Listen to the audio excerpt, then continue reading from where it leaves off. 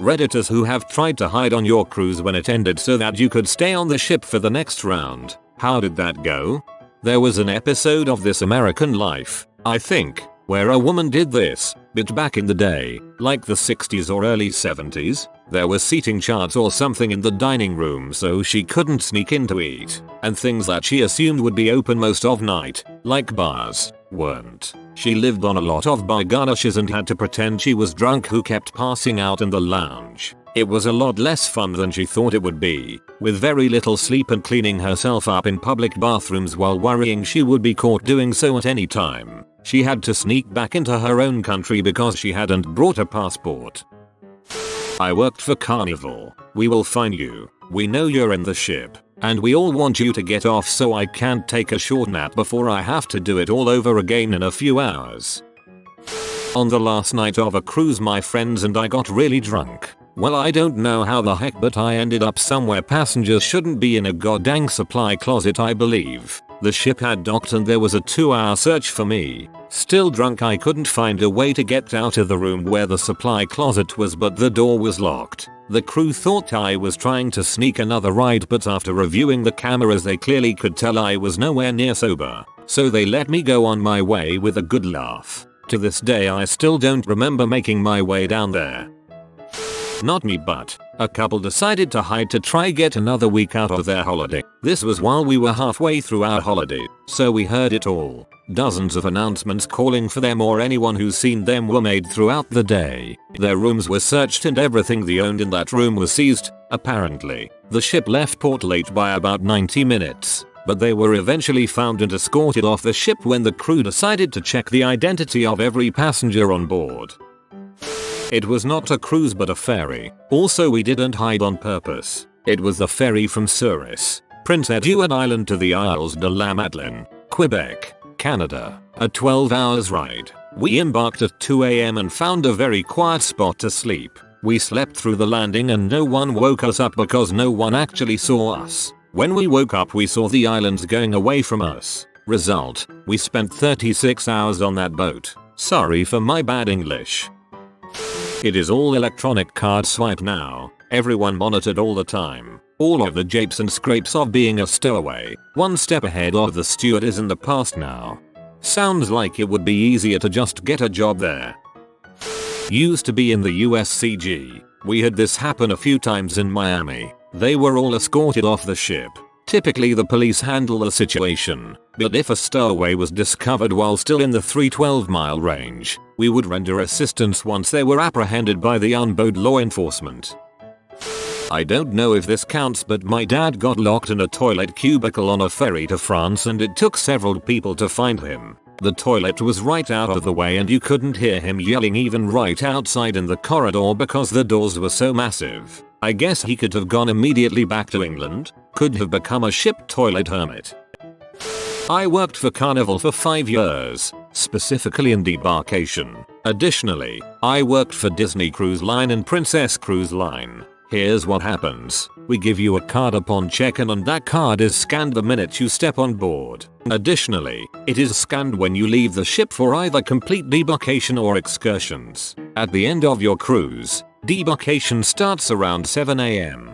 Come 10 AM we receive a list of people who have not yet had their card scanned. It's impossible to get off the boat without getting your card scanned, unless you jump into the water. Haha. Then a manhunt begins to get you guys off the ship so we can put a new 2,200 to 2,600 people on it. We do not start boarding new passengers until every card from the previous voyage has been scanned. In my experience, nobody ever waits and tries to hide. If you do take a cruise, book a flight that's a little bit later in the morning and go with the latest checkout time you can. So many people aim for debarking around 7 o'clock 9 AM. Literally over 1,700 people will be waiting in lines that'll take well over an hour to get out of. Instead of waiting in line for the hour, stay on board and eat some breakfast. Take some last minute photos. And then when your time comes just leave, go through customs, and be on your merry way. I'm the one-stop Redditor for all cruising tips.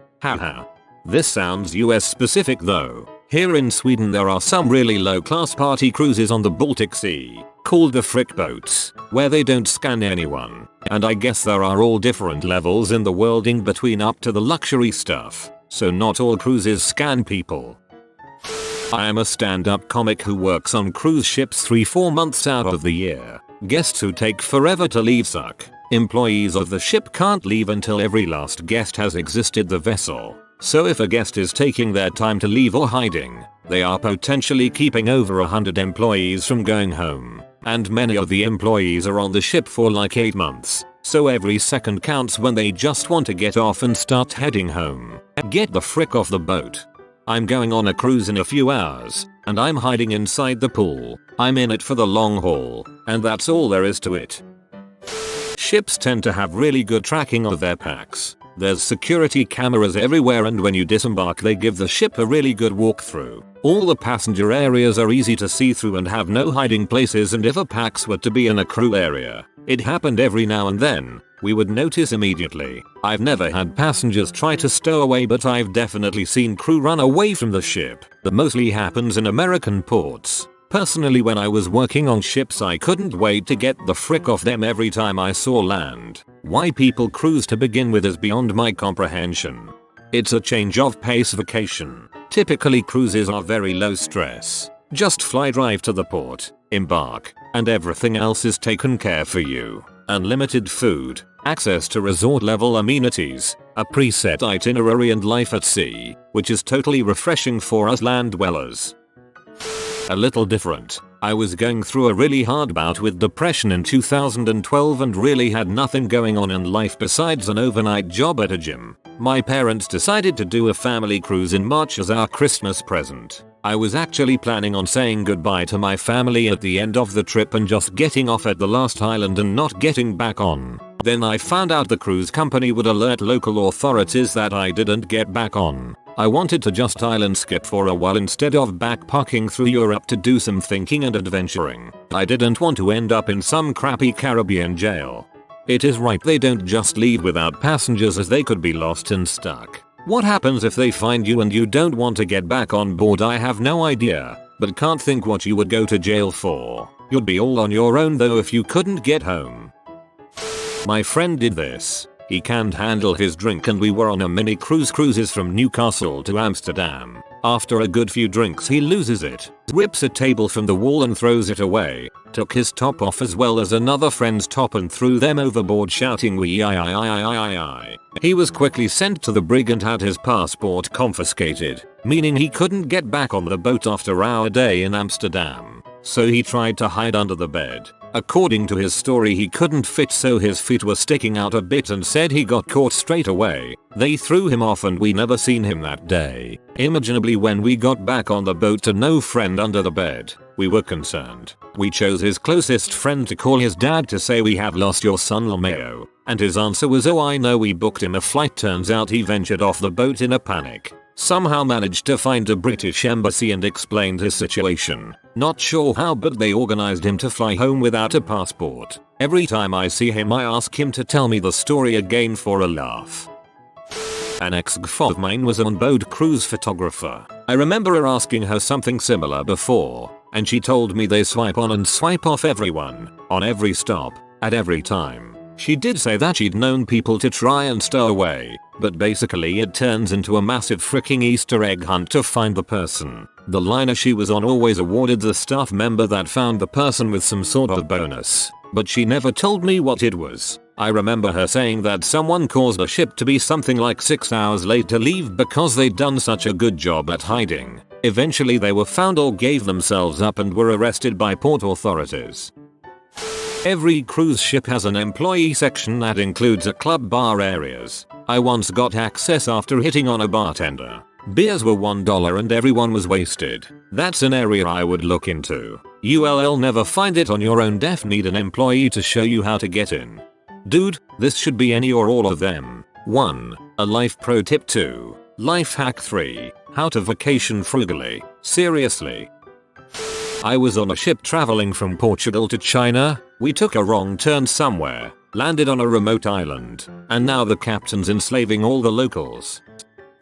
While I won't rule it out as an impossibility nowadays, It would be extremely difficult. First, you're scanned on and off the ship, so they'd know you never got off. So now you're hiding on the ship. WTF are you going to do? You won't be able to get into or back into your room. You won't be able to eat or drink on some of the cruises since you'll need a valid keycard or wristband. You'll be carrying all your stuff around. Since you'll have nowhere to store it, you might make it to the first port without being caught, but then you'd probably want off, and when you get scanned off you're busted. I'd say it's 99.9% likely you spend your stowaway cruise in the ship's jail cell until you get back to home port.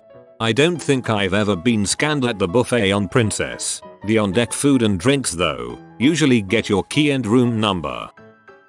I found some crew clothing in the laundry and put it on. The crew was changing out at the last stop so nobody would recognize my new face. In the 2 days between the ending of one round and the start of the next leg, I found myself enjoying the nods from other crew members and a level of respect I wasn't used to, having dressed as a normal passenger. I decided that I would chat up some of the bar staff and see if I'd have any luck getting free drinks. After a few beers, this new bartender came on. An old British guy. Looked like he'd seen some stuff. He had a nickname for everyone. Governor, amigo, pal, comrade. I guess he'd really traveled a lot. He kept serving me drinks with a sly wink, like from one old sea dog to another. It came time to settle my bill, as the ship was prepping for departure, and when I went to give him money, sure enough, he told me I didn't have to pay. No sir, he said. This one's on me. See yarpin', no trouble at all. Good luck getting us out of dock. And he pointed over my shoulder with his chin. I turned around and the rest of the bridge crew was there with a security detail. Day 247. They still don't realize I have been living off of seawater and Ritz crackers for the past month. I can't let them see me in the cafeteria. People tell me all the time, dude, just leave the boat, but none of them understand. Using the quarters I find on the ground, I was finally able to pay my cell phone bill again today. I got a text from some guy named Boss, dumb name, telling me that he's gonna put me in a thing of fire. Whatever, probably insane. I got a scam text from some guy named Gene calling me husband, and from police. Regardless, I'm probably gonna fry up the phone battery for more fire today. I sometimes wonder what life is like outside of the ship, but quickly dismiss those thoughts after I realize that there is no such thing as living outside of the ship. Around day 50 or 60, people in blue coats began to harass me, saying that I must go or they're gonna find me or something. They're probably just H addicts, though they scared me enough to go incognito until they're gone. With a combo like seawater and Ritz crackers, you'd be dead within a day, lol. Semi-off topics are for Canadians. Unless you purchase the ship's Wi-Fi package, do not use your cell phone on a ship. It's $4 per minute talk time, 75 cents for a sent message, 25 cents for a received message, and $15 MB for data. It's called Premium Maritime pay-per-use rates and is billed to your carrier by the ship's cruise line. On the ship, the closed cell tower is the ship's mast. I work in the industry and I have seen people's cell phone bill cost more than their cruise. Boarded for a trip from Southampton to Queenstown. Stayed on to get to New York. All was good until we hit a dang iceberg. Been 107 years and still haven't docked. Freaking sucks, man. At least the water is heating up finally though. Wouldn't happen. You have to check out with your cruise card ID. If you aren't checked out, they'll announce on the intercom to check out, whilst sending out teams to look for you. After 20 minutes, they will announce again, upping the ante, saying you are in violation of maritime law. Once they find you, you're never going on a cruise again and will face a hefty fine. Source: friend worked for cruise lines for 4 years. Not a stowaway but a cruise ship worker for Royal Caribbean. This is actually a pretty regular occurrence, probably happening about once a month, every other month. My favorite was when someone had gotten very high on acid and locked themselves in the bathroom because they were with their family and didn't want them to find out. The cruise docked, and when it was time to go, the family was panicking trying to find him. Security eventually found him and he admitted that he was planning on leaving his family here while he did the cruise a second time. Honestly, there was no way he could have gotten away with this because they make sure everyone is off the boat before we let more people on, and if we didn't find him then, the cleaning crew would have.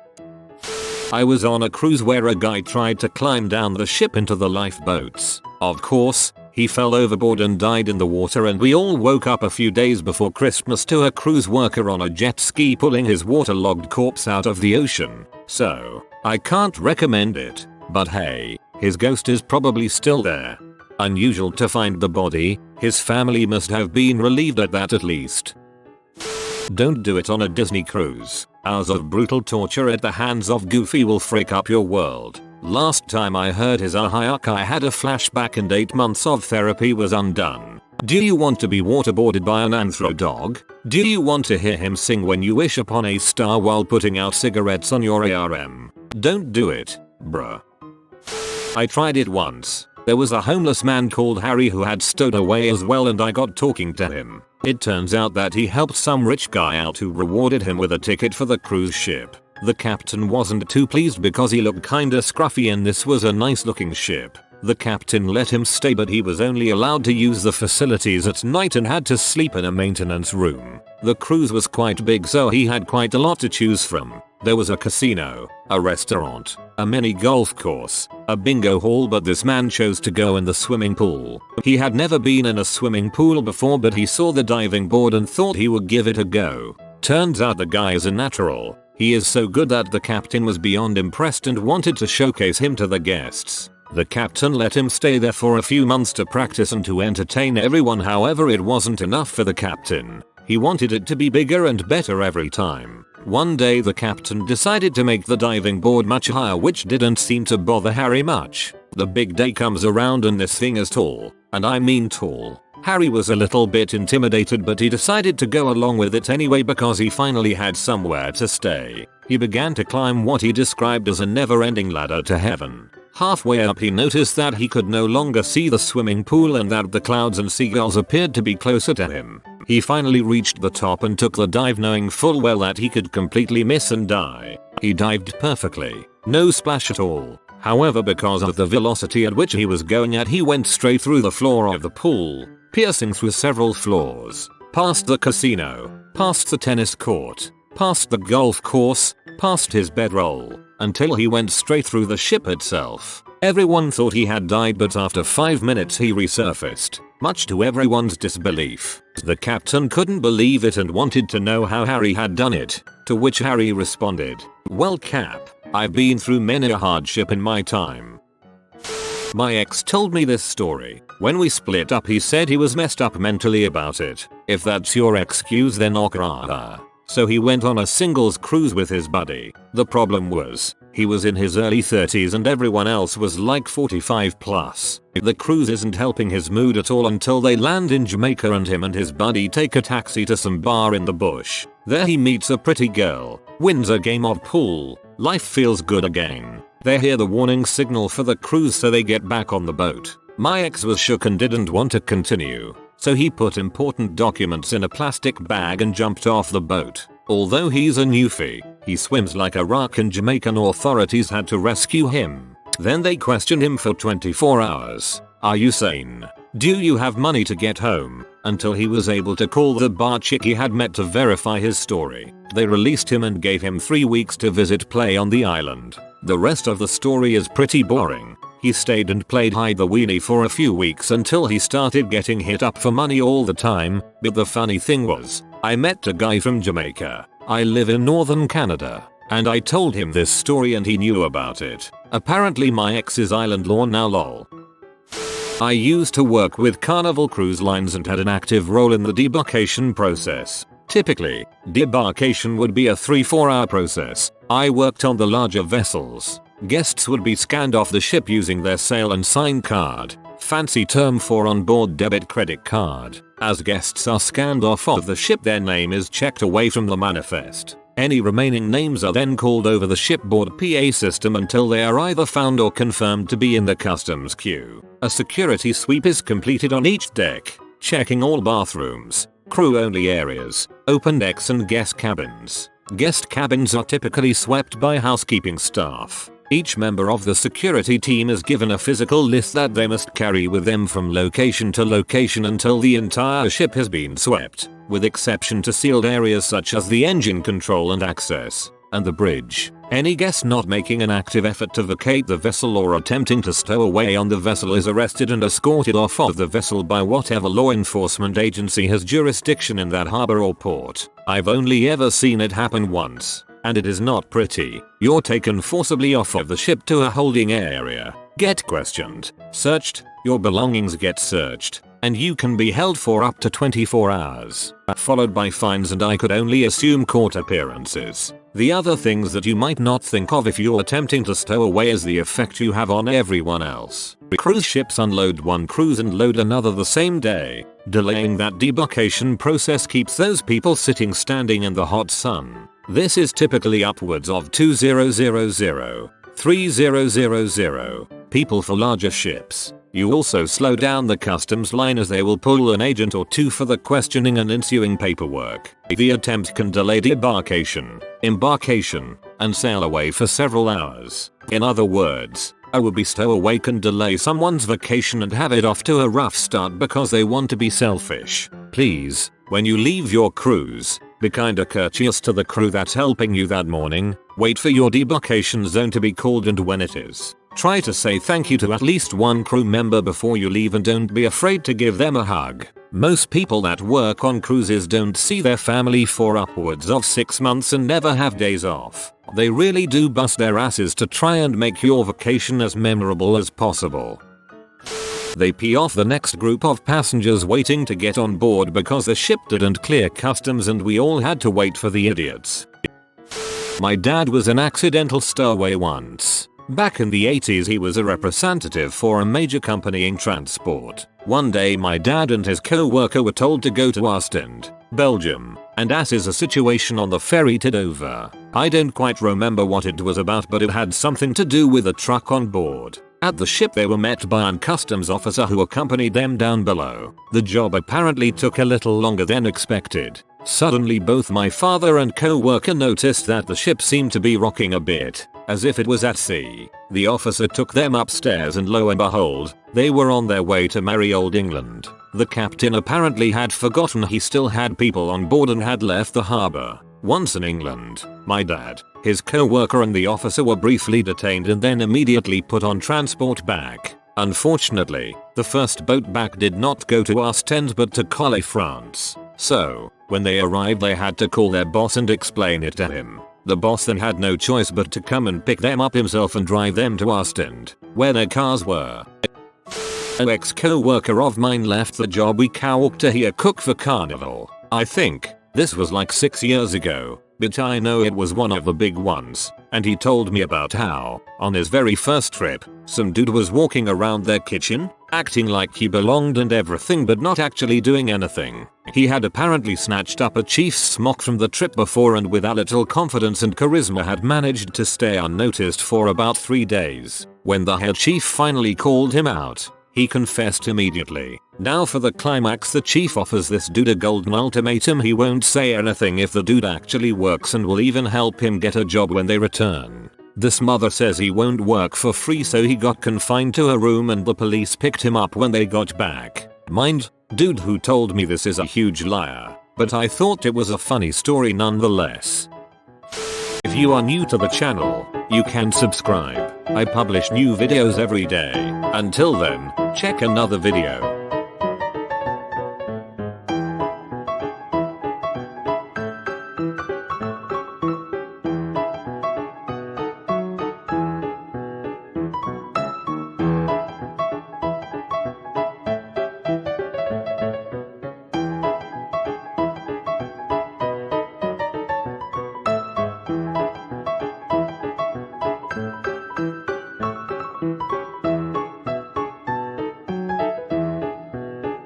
Bye for now.